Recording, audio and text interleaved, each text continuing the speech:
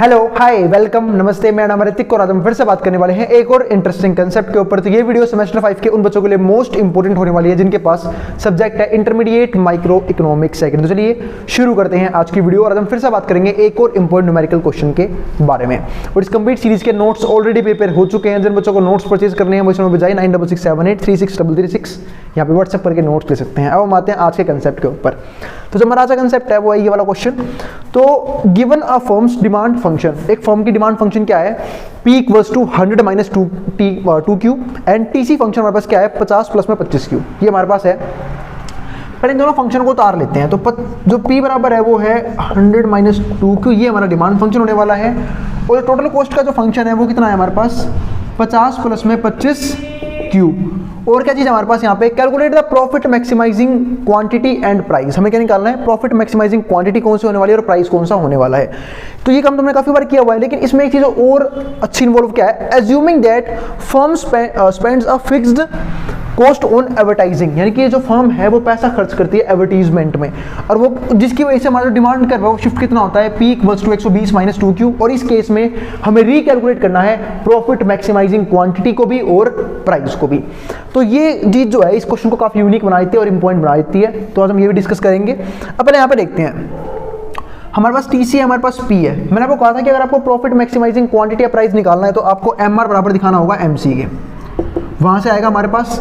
अब MR निकालने के लिए या तो आपको डायरेक्टली MR MC गिवन हो, पर बिल्कुल नहीं है ना, तो हमारे पास मार्जिनल रिवेन्यू है ना ही हमारे पास मार्जिनल कॉस्ट है। तो हमें निकालना क्या पड़ेगा, एक तो टोटल रिवेन्यू निकालना पड़ेगा, दूसरा मार्जिनल कॉस्ट के लिए टोटल कॉस्ट निकालना पड़ेगा। तो पहले निकालते हैं टोटल रिवेन्यू। तो टोटल रिवेन्यू की बात करते हैं तो टोटल रिवेन्यू का मतलब क्या है कि एक बिजनेस में कितना पैसा आया, और वो कैसे पता लगेगा, जब हम नंबर ऑफ क्वांटिटी को प्राइस से मल्टीप्लाई कर देंगे। तो प्राइस का फंक्शन है हमारे पास 100 माइनस में 2Q, इसकी मल्टीप्लाई कर लो किससे, क्वांटिटी से। अब बस कर दो क्वांटिटी से मल्टीप्लाई, तो इसकी मल्टीप्लाई इससे भी होगी, इसकी इससे भी होगी। जब इसकी से करूँ तो कितना आएगा 100Q, जब 2Q इंटू Q करूँ कितना आएगा 2Q स्क्वायर। तो ये हमारे पास क्या आ गया, टोटल रिवेन्यू का सिंपल सा फंक्शन। टोटल रिवेन्यू आ चुका है। अब मैं क्या कर दूंगा इसका डेरिवेटिव, ताकि हमारे पास क्या आ जाए, मार्जिनल रिवेन्यू आ जाए। तो differentiate with respect to Q, तो यहाँ पे क्या हो जाएगा हमारे पास 100Q का 100 और बात रहेगी हमारे पास किसी 2Q स्क्वायर की। जब हम करेंगे इसका डेरिवेटिव तो क्या हो जाएगा, तो इस Q स्क्वायर से यहाँ पे लगेगा फॉर्मूला x की पावर n के डेरिवेटिव वाला। अगर x की पावर n का डेरिवेटिव कोई भी करना हो तो कैसे होता है, n उतर के नीचे आएगा, ऊपर एक पावर कम हो जाएगी। सेम ऐसे यहाँ पे 2 उतर के नीचे आएगा, ऊपर एक पावर कम हो जाएगी, तो क्या हो जाएगा 2Q।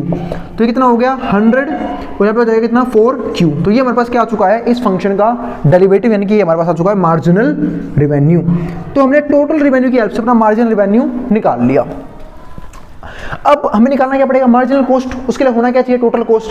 टोटल कॉस्ट है मेरे पास 50 प्लस में 25Q। अब मैं कर दूंगा इसका डेरिवेटिव Q के रिस्पेक्ट में, तो differentiate with respect to Q। तो यहाँ पे क्या होगा, टोटल कॉस्ट का क्या हो जाएगा, मार्जिनल कॉस्ट 50 क्या है कांस्टेंट। जब भी कांस्टेंट के पास कोई भी वेरिएबल ना हो उसका डेरिवेटिव क्या होता है, 0 होता है। तो इसका डेरिवेटिव क्या हो जाएगा 0। 25Q का क्या हो जाएगा 25Q, क्योंकि Q का डेरिवेटिव क्या होगा 1, क्योंकि Q के रिस्पेक्ट में हो रहा है। तो 25 इंटू 1 कितना हो गया 25। और जैसे यहाँ पे देखो, यहाँ पे 100 था कांस्टेंट मल्टीप्लाई में, इसलिए यहाँ पे कांस्टेंट का 100 जो कांस्टेंट था मल्टीप्लाई था Q के, तो Q का डेरिवेटिव 1 हो गया और 100 इंटू 1 100 हो गया था यहाँ पे। अब हमारे पास मार्जिनल कॉस्ट भी है और मार्जिनल रिवेन्यू भी है, और अगर मुझे प्रॉफिट मैक्सिमाइजिंग क्वांटिटी और प्राइस निकालना है तो मुझे दोनों को इक्वल रखना होगा। तो मैं यहाँ पे 100 माइनस में 4Q बराबर किसके रख दूंगा 25 के। अब यहाँ सॉल्व करके क्वांटिटी की वैल्यू निकाल लेते हैं। 25 यहाँ के माइनस का हो गया, तो 100 माइनस 25, 4Q आ जाएगा क्या हो गया प्लस का। अब 100 में से 25 कितना बच गया 75। 4 है क्वांटिटी के मल्टीप्लाई में, नीचे किस में आएगा डिवाइड में, तो क्वांटिटी की वैल्यू क्या आएगी 75/4। अब इसे डिवाइड कर दो, तो डिवाइड करूंगा तो 4 1 4, यहाँ पे कितना बच गया रिमाइंडर 3 बच गया रिमाइंडर। अब 35 से कम जो है वो 4 रिटर्न कितना आता है 32, कितने पे 8 पे, तो वो आ गया। अब क्या बच गया रिमाइंडर 3, 0 लूंगा तो पॉइंट लगा दिया, 30 से कम क्या आएगा 28 7 पे, फिर बचेगा 2 और 0 लूंगा तो 20 आएगा 5 पे। ये आ गया हमारे पास आंसर, यानी कि 18.75। तो चाहे क्वांटिटी इस फॉर्म में रहने दो चाहे इस फॉर्म में रहने दो, दोनों ही ठीक है। तो ये हमारे पास क्या आ चुका है, क्वांटिटी कितने हम प्रोड्यूस करेंगे, यानी कि जिससे हमारा प्रॉफिट क्या हो जाए मैक्सिमम हो जाए। तो ये हमारे पास क्या है, प्रॉफिट मैक्सिमाइजिंग क्वांटिटी। अब हम निकालते हैं प्राइस। अब प्राइस के लिए करना क्या पड़ेगा, मैं उस फंक्शन में पुट कर दूंगा। फंक्शन देखो तो ये हमारे पास 100 माइनस में 2q, तो 100 माइनस में 2q और क्वांटिटी कितनी है, इसी फॉर्म में रहने दो उसे, 75/4। अब इससे बेनिफिट क्या हुआ, इस 2 से कट जाएगा 4 2 पे। अब से डिवाइड करना पड़ेगा इसे 100 और यहाँ पे 2 से डिवाइड करेंगे तो 6 कितने पे आएगा, 3 पे, क्योंकि 7 तो होता नहीं 2 की टेबल में, 1 रह जाएगा 15 और 14 आएगा 7 पे। और भाई जिनको कैलकुलेशन में दिक्कत हो वो कैलकुलेटर यूज़ कर लेना। अब 100 में से गए हमारा 37.5, जब माइनस करूँगा तो ये आपका आएगा 100 माइनस 38 कितना होता है 62.5। ये हमारे पास क्या आ जाएगा, प्राइस। तो प्राइस भी आ चुका और क्वांटिटी भी आ चुकी, दोनों पॉइंटों में है, थोड़ी बहुत दिक्कत आई होगी वो देख लेना। तो प्राइस और क्वांटिटी दोनों आ चुके हैं। अब मुझे निकालना क्या है यहाँ पे, एक तो प्रॉफिट निकालना है। तो पहले प्रॉफिट कैसे आएगा वो समझ लेते हैं। तो प्रॉफिट की बात करें हम तो प्रॉफिट का फॉर्मूला होता है सिंपल सा, रिवेन्यू माइनस कॉस्ट, यानी कि टोटल रिवेन्यू माइनस में टोटल कॉस्ट, ये फॉर्मूला होता है प्रॉफिट का। और हमने हर एक क्वेश्चन में प्रॉफिट निकाला हुआ है। तो total revenue minus total cost हमारा क्या होता है, प्रॉफिट। अब टोटल रिवेन्यू निकालने के लिए क्या करना पड़ेगा मुझे, प्राइस इंटू क्वांटिटी। तो पहले निकालते हैं total revenue. Total revenue price multiply में क्वांटिटी। प्राइस कितना है हमारे पास 62.5 और क्वांटिटी हमारे पास 18.75। अब इन दोनों की मल्टीप्लाई करनी पड़ेगी। अब 1 मिनट रुक जाओ, मैं कैलकुलेटर यूज़ कर लेता हूँ, वरना खामा टाइम वेस्ट होगा मल्टीप्लाई करने में। चलो फिर अब हम देखते हैं परफेक्ट इसका हम क्वेश्चन कैसे करेंगे, यहाँ पे मल्टीप्लाई कैसे करेंगे इसकी। अबे यार भाई क्या फ़ोन दिया तूने। चलो फिर अब हम देखते हैं इसी कैलकुलेशन कैसे करेंगे। तो 62.5 मल्टीप्लाई बाई 18.75, तो ये हमारे पास आएगा 1171.875। और भाई जिनकी कैलकुलेशन बहुत तेज हो वो अपने आप ही कर लेना, वैसे मैं खुद भी कर लेता पर टाइम वेस्ट होगा तुम्हारा, और मैं नहीं चाहता तुम्हारा टाइम वेस्ट हो, इसलिए मैंने कैलकुलेटर यूज़ किया है। मतलब तुम जानते हो तुझसे मुझसे कैलकुलेशन मैं यूँ कर सकता हूँ। आगे देखते हैं।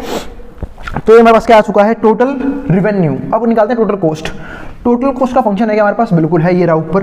तो टोटल कॉस्ट का जो फंक्शन है वो है हमारे पास 50 प्लस में 25Q, और क्वांटिटी की वैल्यू हमारे पास है 18.75।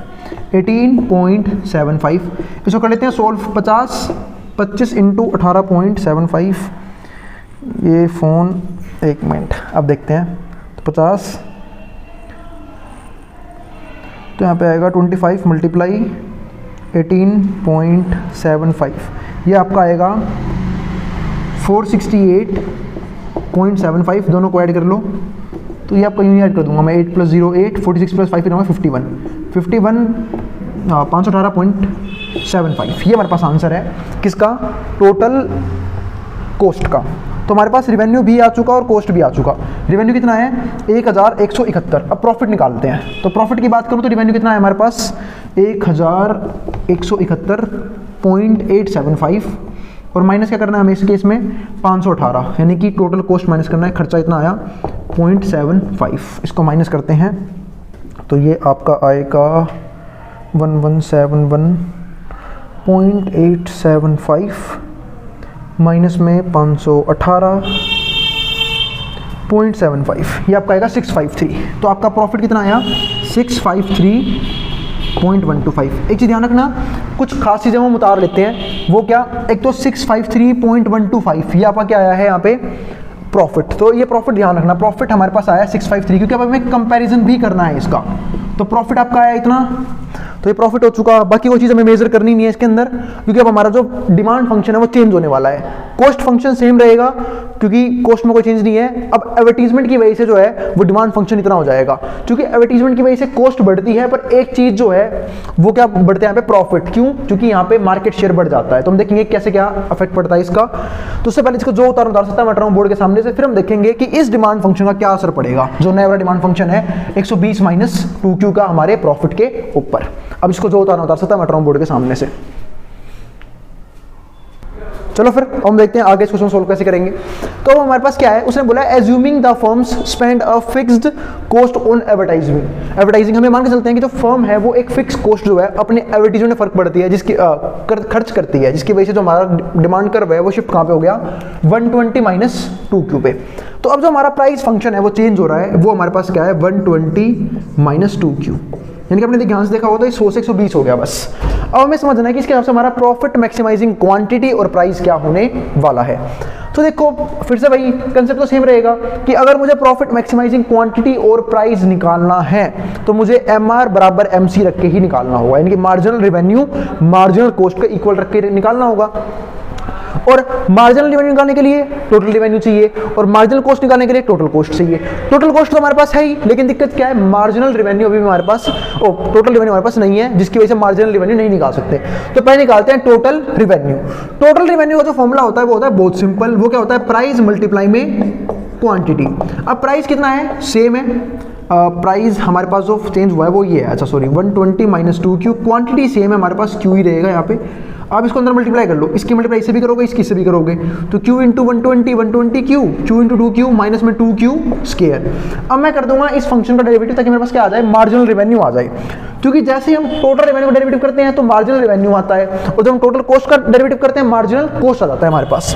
अब यहाँ पर देखो, तो differentiate with respect to quantity, derivative कर दूंगा क्वांटिटी के रिस्पेक्ट में, तो क्या हो जाएगा 120 Q का 120, क्योंकि जब भी कोई कांस्टेंट मल्टीप्लाई में हो चाहे डिवाइड में हो, डेरिवेटिव करते वक्त वो U का भी रहता है, हम सिर्फ करेंगे इस क्वांटिटी का डेरिवेटिव, जो कितना हो जाएगा 1, जैसे x का डेरिवेटिव 1 होता है तो क्वांटिटी का 1 हो गया। और जब मैं 2Q स्क्वायर करूंगा तो हम यूज करेंगे x की पावर n वाला डेरिवेटिव का फॉर्मूला, और वो क्या होता है कि कभी भी अगर x की पावर n का डेरिवेटिव करना हो तो n उतर के नीचे आता है, ऊपर एक पावर कम हो जाती है।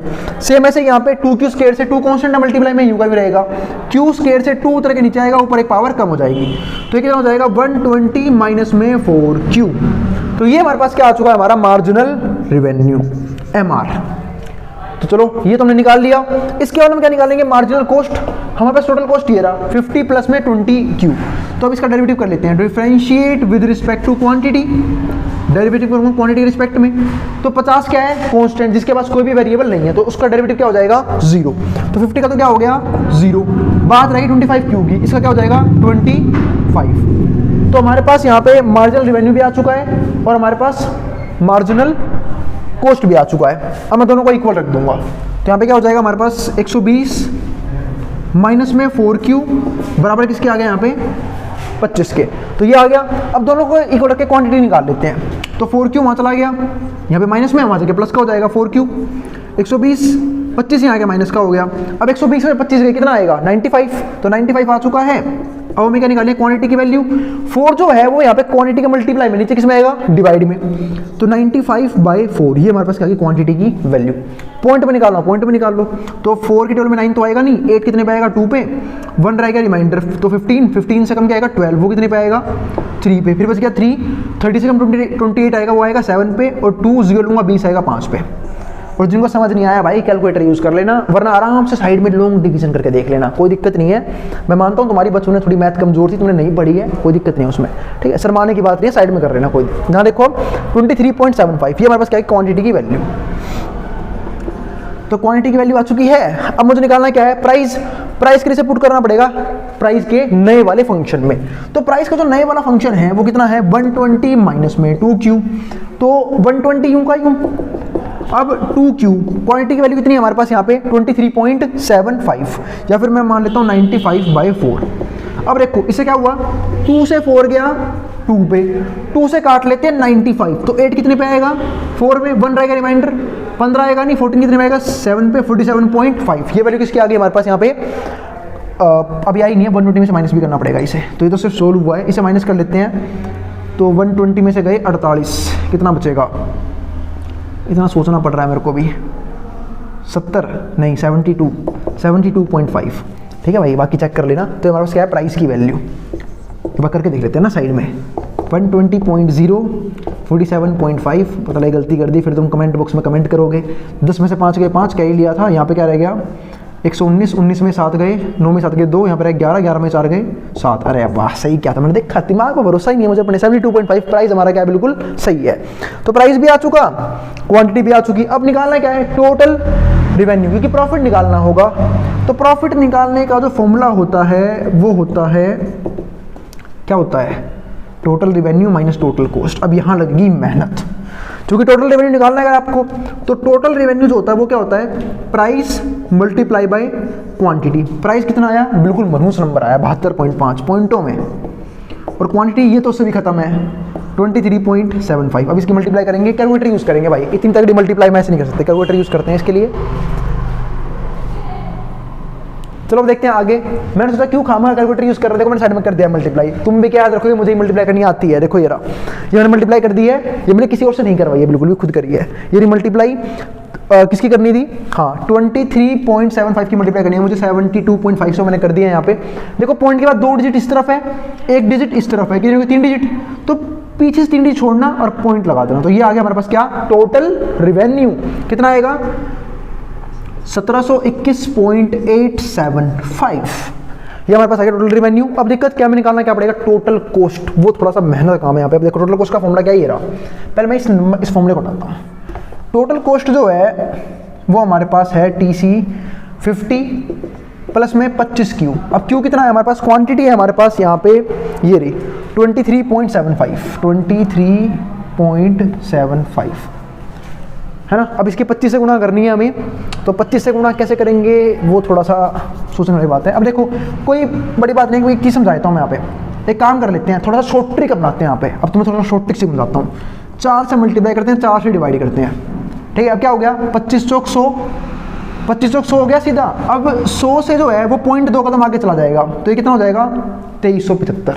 अब हमें करना क्या है, हम 25 से मल्टीप्लाई नहीं करने वाले, सिर्फ 4 से डिवाइड करने वाले हैं, है ना। कर देना आपके भाई ने क्वेश्चन आसान। देखो 20 आएगा 5 पे, 3 रह गया 37, 36 आ गया हमारा 9 पे, 1 15, ठीक है। और 12 कितने पे आएगा हमारा 3 पे, कितना रह गया 2 0 पॉइंट आएगा 5 पे, कितना आ गया 593.5, 50 प्लस। और भाई जिनको समझ नहीं आई ये ट्रिक, कोई दिक्कत नहीं, दिमाग पे ज़्यादा तो जोर देने की जरूरत है नहीं, नसें नहीं पटनी चाहिए दिमाग की। आप आराम से कैलकुलेटर यूज करो, उससे कर लो, हाँ ठीक है। अब इन दोनों को ऐड कर लो, ऐड करना सबको आता ही है। ऐड करेंगे हम इसे, 3 + 0 कितना हो जाएगा 3, 9 + 5 कितना हो जाएगा 15 + 5 64, 643.5। तो ये हमारे पास क्या आ चुका है आपकी बार, टोटल कॉस्ट। रिवेन्यू आ चुका है, कॉस्ट आ चुका है। तो रिवेन्यू कितना है हमारे पास यहाँ पे, ये रहा 1721.875। कॉस्ट कितना है हमारे पास 643.5। अब माइनस कर लेते हैं इसे, तो माइनस करेंगे तो माइनस करना हमें आता ही है, तो यहाँ पे कर लेते हैं 1721.875 माइनस में आएगा हमारा कितना था 643 था ना यहाँ पे, हाँ तो 643.5, तो 643.5। तो 5 में 0 गए 5, 7 में 0 गए 7, 8 में से 5 गए 3, 11 में से 3 गए 8, यहाँ पे रह गया 1, 11 में से 4 गए 7, यहाँ पे रह गया हमारा 16, 16 में से आ गए 10। तो कितना आया हमारे पास 1078.375। तो 1078.375 ये हमारे पास जो आया ना, ये हमारे पास है यहाँ पे टोटल रिवेन्यू, यानी कि रिवेन्यू है ये, सॉरी रिवेन्यू नहीं प्रॉफिट है ये। तो आपने एक चीज देखी कि पहले प्रॉफिट कितना था, सिर्फ 653.125, जो मैंने अभी भी थोड़ी देर पहले सोल्व करवाया आप लोगों को। अब प्रॉफिट कितना है 1078.375। तो किसका बेनिफिट है, एडवर्टीजमेंट का। अब देखो अगला क्वेश्चन भी है यहाँ पे, तो हमने क्या कर लिया, उसमें बोला था recalculate the profit maximising quantity and price, और हमने प्रॉफिट भी निकाल दिया है। Discuss the role of advertising, तो हमने क्या देखा रोल एडवर्टीजमेंट का, कि एडवर्टीजमेंट की वजह से जो कंपनी का जो नाम है ना वो एज अ ब्रांड बन के उभर के आता है, यानी कि उसका मार्केट शेयर बढ़ता है। और जब कंपनी का मार्केट शेयर बढ़ेगा, यानी कि जब कंपनी एक्सपेंड करेगी तो क्या प्रॉफिट एक्सपेंड नहीं करेगा, प्रॉफिट भी एक्सपेंड करेगा। तो ये होता है पहला बेनिफिट एडवर्टाइजमेंट का। यानी कि ज्यादातर लोगों को हमने भी देखा होगा ना, जब भी हम कोई चीज बाय करते हैं हम क्या सोचते हैं कि किसी ढंग की कंपनी से बाय करेंगे, जिसका मार्केट में अपना एक नाम हो, उस फील्ड में नाम हो, उस फील्ड में हो, ब्रांड हो, ताकि उस कंपनी की चीज क्या हो वो अच्छी हो। तो वही सेम चीज यहाँ पे है। तो recalculate the profit maximising quantity and price, discuss the role of advertisement in monopolistic competition. अब बात में मोनोपोलिस्टिक कंपटीशन में एडवर्टाइजमेंट की जरूरत क्यों है, क्योंकि मोनोपोलिस्टिक कंपटीशन भाई बहुत सारी फर्म्स होती हैं, तो हम जानते हैं ना यहाँ पे क्या होता है, large number of buyers and large number of seller. और ऐसे केस में तो एडवर्टाइजमेंट जो है वो और ज़्यादा रोल प्ले करता है, ताकि ज़्यादा से ज़्यादा लोगों तक अपने कंपनी का सामान पहुंचाया जा सके। क्योंकि अब मान लो मोनोपोली वाले जो कंपनीज हैं, अगर मोनोपोली एडवर्टाइजमेंट ना करे तो फर्क ही नहीं पड़ेगा, क्योंकि लोगों को पता है कि अब एक ही फॉर्म है, कंपटीशन में कोई है ही नहीं, यानी कि सारा सारा मार्केट शेयर सिर्फ उसके पास होता है। लेकिन मोनोपोलिस्टिक कंपटीशन में ऐसा नहीं होता, वहाँ पे मल्टीपल कंपनीज होती हैं, और मल्टीपल कंपनीज जो है वो अपना मार्केट शेयर जो है वो अचीव करने की कोशिश करते हैं, यानी कि इंक्रीज करने की कोशिश करते हैं, ताकि अपने बिजनेस को एक्सपेंड कर सके। और उसके लिए एडवर्टाइजमेंट जो है वो एक क्रूशियल और इंपॉर्टेंट रोल प्ले करता है। तो वही सेम चीज यहाँ पे है। इसके अलावा its impact on firms profitability, वो हम देख चुके हैं कि प्रॉफिट ऑलमोस्ट जो है ना वो डबल हो चुका है। प्रॉफिटेबिलिटी एंड मार्केट एफिशिएंसी भी क्या होती है उसकी, इंक्रीज करती है। जैसे आपने देखो हम लोग जो है, मैंने एग्जांपल दिया था मोबाइल फोन्स का, सेल फोन्स का मोनोपोलिस्टिक कंपटीशन में। अब उसमें देखो आप कितनी कंपनी जानते हो जो ढंग की कंपनी, जैसे कि जो एडवर्टीजमेंट वगैरह करती रहती है, जैसे सैमसंग हो गया, एप्पल हो गया, माइक्रोमैक्स तो चलो छोड़ो, तो बेकार कंपनी होगी है, ओप्पो, वीवो, तो ऐसी कुछ 4-5 ही कंपनीज हैं जिनको हम जानते हैं, जो अपना टाइम टू टाइम अपने आप को अपडेट करते रहते हैं, एडवर्टीजमेंट करते रहते हैं अपनी, और जिनके बारे में हम जानते हैं, है ना। जैसे जो बड़े बड़े सेलिब्रिटीज को हायर करते हैं एडवर्टीजमेंट के लिए, आलिया भट्ट, ठीक है, रणवीर कपूर, ऐसे ऐसे लोगों को जब वो हायर करते हैं ताकि वो उस फोन के फीचर्स को दिखा सके। तो चलो मिलेंगे हम अगली वीडियो में। उम्मीद है आपको न्यूमेरिकल क्वेश्चन भी समझ में आ गया होगा और थ्योरेटिकल क्वेश्चन भी समझ में आ गया होगा। तो मिलेंगे अगली वीडियो में जहाँ पे हम बात करेंगे इसके नेक्स्ट टॉपिक्स के बारे में और कुछ और न्यूमेरिकल्स के बारे में। अब जिसको जो उतार सकता है मैं उतार रहा हूँ बोर्ड के सामने से।